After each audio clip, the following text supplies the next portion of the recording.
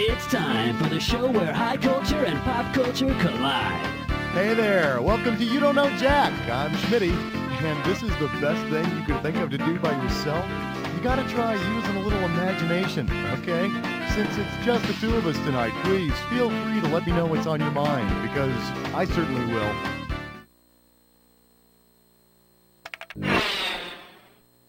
One. Coming at you, Mad Dogs and Mailmen. You get it right, you get 2K. Yep, that's right. The junk mail episode, all about the crap that stuffs up your mailbox.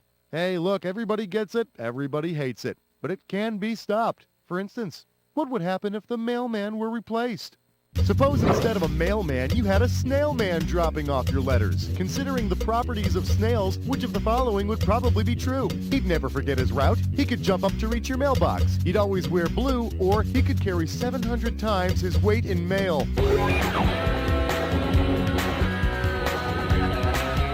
Snails secrete a mucus-like substance when they travel, and it leaves this very easy-to-see trail behind them. So your snail man would always have a little mucus map to follow. Of course, the real problem with snail men is that the pigeons keep eating them. Two. Next, the mauve mailbox doesn't match the rest of the house. $1,000 if you get it. Okay, so you know sometimes when organizations want donations, they'll send you those sticky little address labels? Well, suppose Bill Clinton keeps using those sticky address labels that he received while living in the White House. Where will his mail be returned? 20 Arkansas Avenue, 1300 Connecticut Avenue, 1400 Wisconsin Avenue, or 1600 Pennsylvania Avenue. Well, I haven't been there since I was a young boy, but unless they moved it, the White House address is 1600 Pennsylvania Avenue. Of course, Bill's going to be right back in hot water when they find out he's been using those Amnesty International labels without sending them any money. Three. Here's a little something I call, you may already be a Christian. How does $2,000 sound? See if you can wrap your skull around this. Say the early Christians had used the power of junk mail to spread the word. Since he's famous for his persuasive letters, whom could they have gotten to author their Join Our Club mailings? St. Paul, St. Matthew, St. Thomas, or St. Dick? You mean Doubting Thomas? Business reply mail? I'm not sure that'll work. I mean, it might, I just don't think so. I'll write the letters, don't get me wrong, but you never can be too sure. For the curious, here's the right answer. St. Paul is famous for the letters or epistles he wrote to churches, and for sending along a free sample of laundry detergent with every scroll. Goodness, my shroud smells as fresh as a spring breeze in Bethlehem. I bless you, St. Paul. 4. The category is Because Coupons Care. You get it right, I'm giving you $1,000. Okay, have you seen these coupons they send around now where they've got a picture of somebody who's missing asking, have you seen me? And then on the other side there's this tasteful coupon? Well, given famous people who have disappeared and have yet to be found, which of the following would you not see in your pile of junk mail? Amelia Earhart on a dry cleaning coupon, Jimmy Hoffa on a liquor store coupon, Virginia Dare on an oil change coupon, or Howard Hughes on a pizza coupon. You big dummy. Let me show you what I would have picked. Howard Hughes may have been a freakish recluse, but he was never missing. Which kind of sucks, because I could have used that pizza coupon. Oh, it's that time again. Get ready for a dis or dat. This dis or dat category is called Clean Jockeys in the Mailbox. Okay, I got 7 names here in front of me, and as I show them to you, you have to tell me if it's the name of a charity or a horse that won the Kentucky Derby. When a name comes up, if it's a charity, all you gotta do is hit the square button. If it's a horse that won the Kentucky Derby, and I probably lost money on, hit the circle button, and hit the triangle button to skip it. For each correct answer, you're gonna get $1,000, but 1,000 is taken away for each incorrect answer or those you don't get to. All right, I'm gonna start you off with 30 seconds on the clock, so let's do it. Strike the gold, charity or horse? Teaching tolerance. Save the children. Spend a buck. Behave yourself. Reading is fundamental. Last one. Go for gin. You got 5 out of 7. Are you happy with that? Let's look at your score. All right, now how do you feel about a new question? 6. This category is, I subscribe to every magazine and I haven't won. And this one's worth $1,000. Heads up, here it comes. Say you get a letter from Ed McMahon saying that you may already be a winner. Considering the show he hosted, what talent contest might you assume you have already won? Dance Fever, Star Search, The Tonight Show, or The Gong Show? You know you want to pick the correct answer, right? Here's the one the winners pick. My close personal friend Ed McMahon hosted Star Search. And in his honor, I'm going to have a Star Search spokesmodel deliver the next joke. Okay, I could really have used that Howard Hughes pizza coupon. Okay, I didn't really mean it. I was just trying to make a funny okay. 7. The category's going to be, or current illegal alien. $1,000 at stake on this one. See, now most of the junk mail I get is addressed to the residents at... I'm sorry, but who are these the residents at people, and why haven't they had their mail forwarded? Assuming they are neither U.S. veterans nor married to U.S. citizens, how long must the residents at be residents of the United States before they become eligible for citizenship? 1 year, 3 years, 5 years, or 7 years? Tonight, wrong answers and the players who love them. So you don't lose any sleep over it. To be eligible for U.S. citizenship, a legal immigrant must have resided in the U.S. for 5 years. That's to make sure they've grown comfortable with American customs, like securing 7 or 8 credit cards with a low introductory APR. 8. I'm calling this one, it's like dating a rock. $2,000 for a correct answer. You know, I don't know why I keep getting mail from those dating services. Like I need help. If one of those dating services were a radiometric age dating service, what would be the best phrase to print on the envelope? Ladies, start looking for rings. We'll spot her for you. Get a half-life. Or we've got your atomic number. Radiometric age dating uses known half-lives of radioactive substances to determine the age of materials. Actually, I did go on a date with a woman through that service once, but she was way too old for me, like by 1 billion years. 9. This one's called Person Enclosed, Do Not Bend. I got $2,000 says you don't know this one. Hey, check it out. That Half-Life dating service must have really paid off. Congratulations! Your mail-order bride is from Jakarta. When she arrives, what country's stamp will you find stuck on her forehead? Thailand, Singapore, Venezuela, or Indonesia?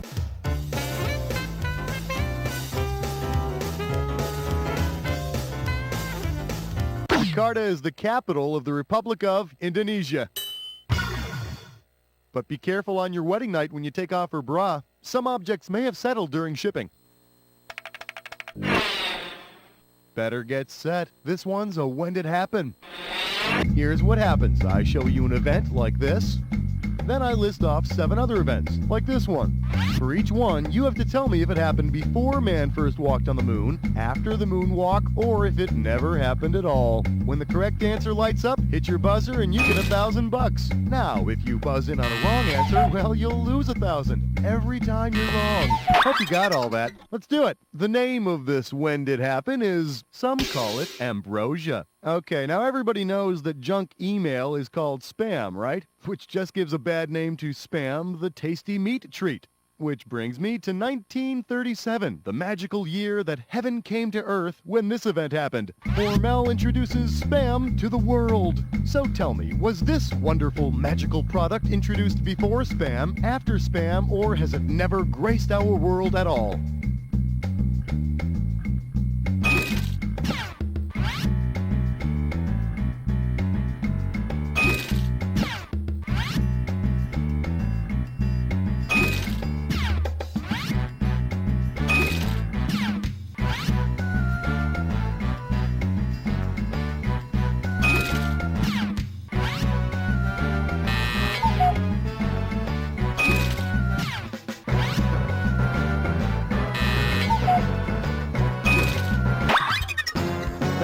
do it.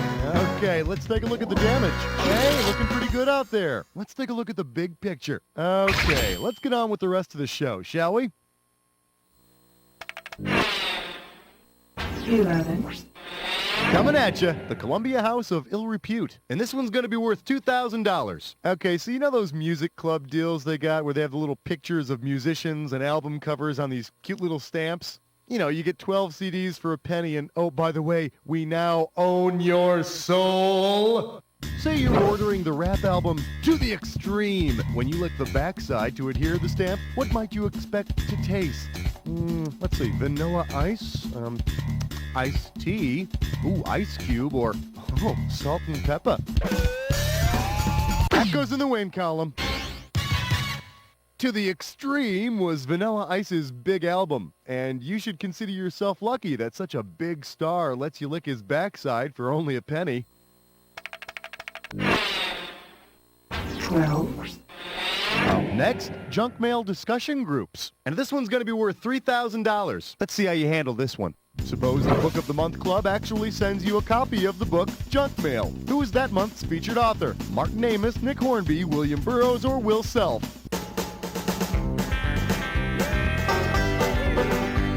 Burroughs? Well, you've dug a hole for yourself there. Hey, if you got a minute, take a look at this. English author Will Self's got a book called Junk Mail. Junk mail literature. Pretty much the same thing. You know what I'm saying? Books are dumb. Play more video games. More video games. 13, Here's a little something I call dead letter office worker. You get it right, I'm putting you up $2,000. Flex those fingers, here it comes. Considering he killed a man over some mail, which of the following characters' houses might mail carriers try to avoid on their route? Biff Tannen from Back to the Future, Griffin Mill from The Player, Radio Raheem from Do the Right Thing, or Jack Walsh from Midnight Run? Survey says... The correct answer is, in the film The Player, cold-hearted studio exec Griffin Mill kills a guy he thinks is sending him hate mail. Apparently, the letter began with, G. Mill, you have not already won $10 million. 14, The category is When Mailmen Cry. And this one's worth $3,000. Put your head between your knees, because we're going down. Which of the following has never been sent through the U.S. mail system? A little girl, the Hope Diamond, an entire building, or a live whale?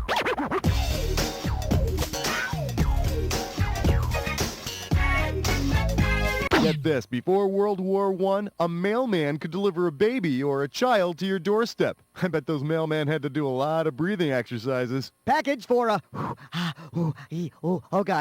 package for Mrs. Jones. Okay, now, here's a good answer.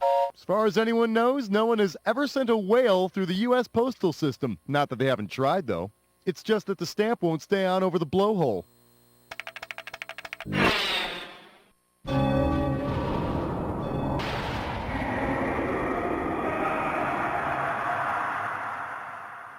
Welcome to the Jack Attack. When you see two words on the screen that match, hit your buzzer. If you're right, I'll give you $2,000. If you're wrong, you're going down $2,000. But don't forget, remember the clue. Not any old word's gonna do it. It's gotta be a match that fits this clue. Or current resident. Oh, that reminds me. I have to order more of those return address labels. See ya.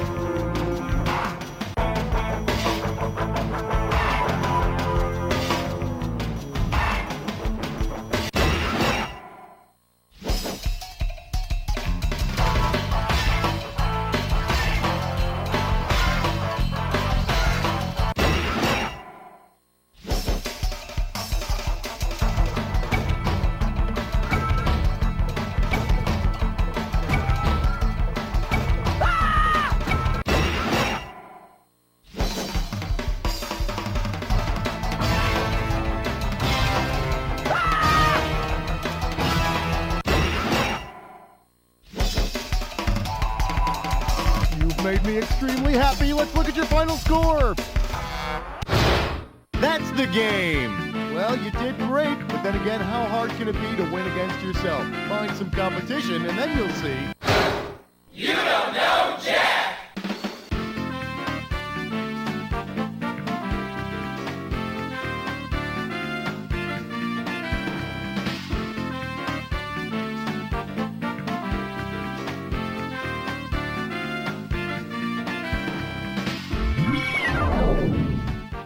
If anyone pleases you, let me know.